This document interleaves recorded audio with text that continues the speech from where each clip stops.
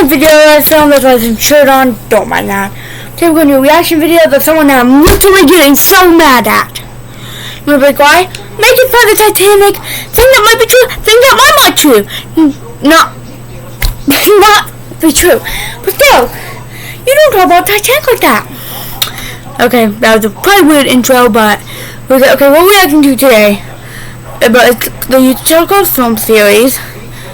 So it feels good. I mean, good thing with Raymond Venom, but still. Film series, Titanic about time travel. No, and they said no, really. Really? Is it about time travel? We're gonna go see. Let's get in it. This year, a chance to theorize about some of the best classics of yesteryear. Take, for instance, the hottest movie from when I was in middle school, Titanic. Who's in middle school? He's an old guy. He's an old guy then, probably. It's got everything you'd hope for in a summer blockbuster. Iconic lines. That's my favorite line from it, though. Enduring romance, time travel. Wait, time travel? Hello, Internet! Welcome to Film Theory, the show where I'll never let go of theories about movies that were released before most of the people watching this video were born. It seems like every year I have a good excuse to use this tweet. Can't do this anymore! And oh boy, was 2020 the peak year to exemplify that feeling. This video was from 2020, but still. So instead, this holiday season, I wanted to take us all on a quick trip. And it's filmed in December, so. Back in time to the year 1997. Things were just... It was made in 1997. It was not made in 1912. I don't even think they made movies in 1912. Simpler. Okay, they're not saying Game 14, think over 15. 14, yeah. Then, games had just started breaking out into the third dimension. It was literally impossible to be on the phone and on the internet at the same time, and there were only 3 Star Wars movies. It was also a time where I don't even like Star Wars, so I don't care. I owned 0 pairs of jeans. It's not to say that jeans weren't commonly available. There was just a period of time in my life where I thought it was a good idea to wear suit pants. But anyway, it is hard to state how big of a movie James Cameron's Titanic was back in 1997. When this thing was released, Titanic was the most expensive movie ever made. But it also became... What the heck? It was like $200,000 the highest grossing movie what the heck? ever made, being the first film to ever break the $1 billion earned at the box office mark. And remember, we're talking about 1997 money here. And it stayed on top of that leaderboard until a different James Cameron movie about weird blue aliens came along to beat it. It has the record of being nominated for the most Oscars, winning the most Oscars. The theme song, My Heart'll Go On, was the most played song on the radio for... And that song makes me cry. So there, that's estimates, I'm not really sure, but I don't know. I've looked at that song, it makes me cry every time, guys. For 10 straight weeks, which honestly in my memory feels too low because... And I would not want to cry for 10 straight weeks. Could not step into a circuit city in the late 90s and not hear that song. And even though Titanic runs at a hefty 3 hours and 14 minutes... What the heck? It did not seem like 3 minutes, but it actually is. In 14 minutes. Fun fact, was a very specific time because it was the exact time it took the ship to sink in real life. So my God! It actually took 3 hours for it to sink?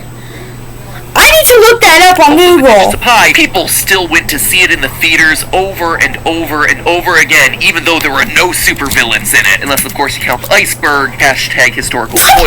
My point is that Titanic was a dominating cultural force. And I get that this channel tends to work best when I focus on animated stuff and superheroes, but man, this is a movie that we need to talk about. And it's not like I haven't been asked to either. I get a lot of requests to cover whether Leonardo DiCaprio's character of Jack could have fit on the floating rubble. Yeah, I think he could have fit on that floating piece of whatever it is. That saved his or rubble, like he calls it. But I've shied away from that theory because one, Mythbusters already did a deep dive into the topic. I've watched enough episodes of Deadliest Catch to know that when you plunge yourself into cold water without a survival suit, you're gonna freeze to death pretty darn soon. But also number 2, the question. Here's a part that makes me so mad.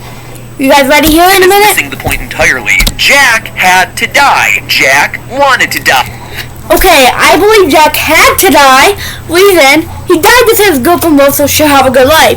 That's true, but I don't know if Jack wanted to die. I mean, You just get into this video, it's gonna get worse. Because Jack is a time traveler. I know that sounds crazy, but it's true. Jack on the Titanic is a time traveler who was there on the boat to make sure that the Titanic sank. What the heck? Is he a bad guy or something? He wants to make the ship sink. You think that's a hot take? Just you wait, because this episode is gonna get steamier than the window of Jack and Rose's makeout mobile. So put on your life jacket. They actually made out a lot in the movie. They kissed a lot, made out in the movie.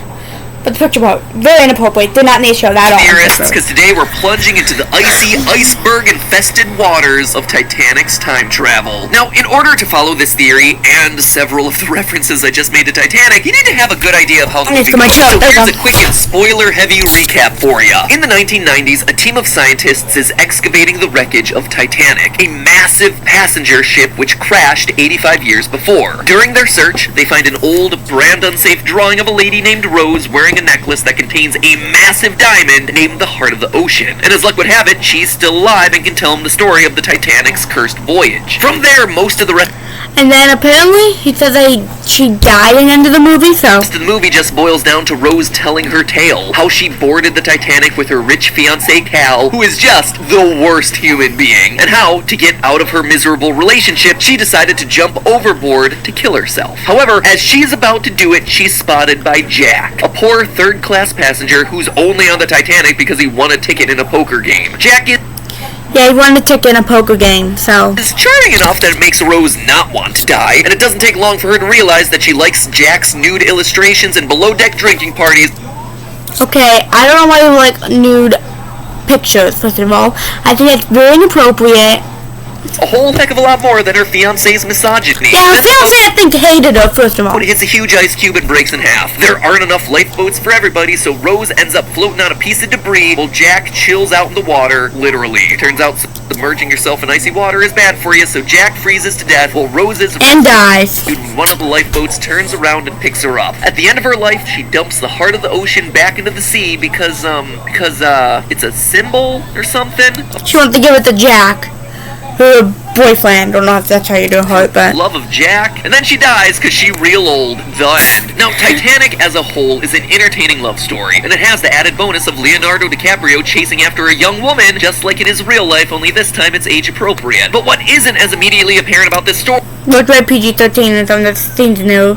One too appropriate. Is that Jack isn't just a poor third-class passenger. Jack is a time traveler specifically on the boat to complete a mission. Oh yeah, now we're getting into the crazy pills territory of this theory. But it's not crazy at all when you think about the things that Jack says that no one from 1912 could possibly know. Let's look at a few examples. As he's freezing to death in the North Atlantic, Jack accurately predicts Rose's fate. You're gonna die an old lady, warming her bed. Oh my gosh, that part kind of made me cry. That one's a little bit tongue-in-cheek. It's a last-minute pep talk as you're on the verge of death. No problem. But how about one of the very first things that Jack mentions to Rose when he discovers her dangling over the railing of the ship? I remember when I was a kid, me and my father, we went ice fishing out on Lake Wissota. Seems plausible enough, right? Nothing out of the ordinary. Lake Wissota wasn't made yet. Okay, so he's a time traveler. How is he not one that made yet? Well, like, he was alive, but I guess he would have known, but still. There. Well, this conversation... But how would he know in 1912 when it was made? I don't know. When it was made, but for like 1912, so... Whatever. Jack and Rose is happening in April of 1912, but Lake Wissota is a man-made lake which was created between 1915 okay, I can believe that. and 1917. Even if Jack is lying about the memory, there's no way that he could know the name of a lake that didn't exist yet. And this also isn't the only time it happens. He does it again when he's telling Rose about their imaginary trip to the Santa Monica Pier. Go ride on the roller coaster till we throw up? Not necessarily the most charming pitch for a date, but that's missing the point. He's referring to the Blue Streak Racer roller coaster, which wasn't on the Santa Monica Pier until 1917. And it's not just things that Jack says either. When he and Fabrizio are rushing to board the Titanic, we see Fabrizio... Is it Rip Woman or Rose Rip woman or bed. Ezio carrying Like that. this bag. That bag is called a moose sack. And here's where I'll pause a moment to let you giggle about that, and also give you a moment to subscribe to the channel. Help push us over the 10 million subscriber mark. We good? Alright, so that rucksack became popular after its initial use as a pack for the Swedish military in World War II, starting in 1939. Even if Jack had been guessing about future roller coasters and man-made lakes, how on earth does he have a physical item that wasn't produced until Okay, I need to get this 27 drink, guys. years after he Also, it's not died, bomb. unless he's hopping timelines? How does Jack have this power? Why would he go back in time? And the most important question of all, why did he choose that haircut if he was trying to blend into the scenery in 1912? Now, hold on! You stalwart advocates of Occam's razor are probably saying, isn't there a simpler explanation here? That Rose is just making Jack up? After all, as one of the researchers mentions to Rose at the end of the movie, We never found anything on Jack.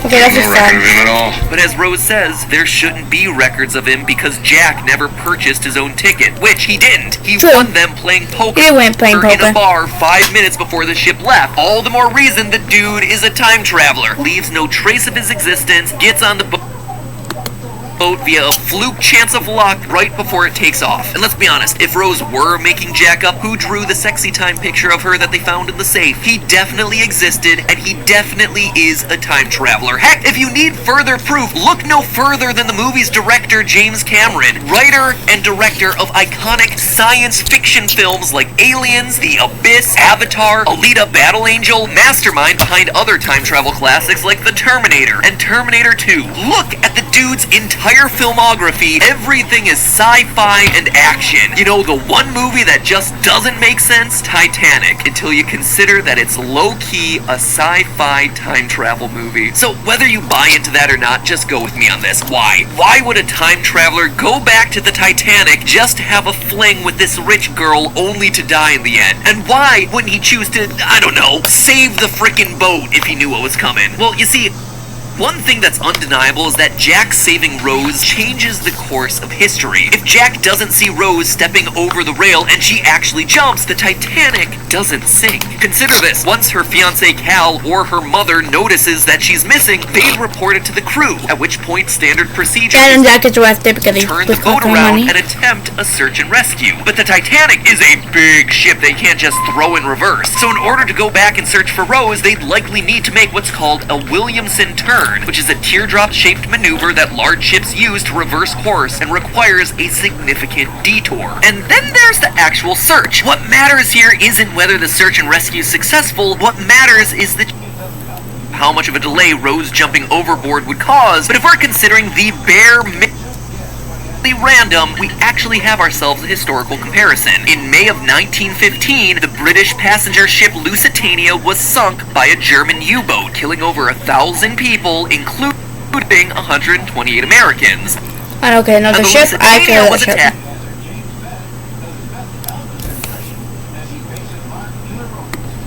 Okay, guys, that was all for this reaction video. Do you guys want more of these? Like the video if you do. And I'll see you in the next video, guys. Also, guys, I'm going to do more of these reaction videos. Also, guys, Jack kind of died. Jack wanted to die. Liar.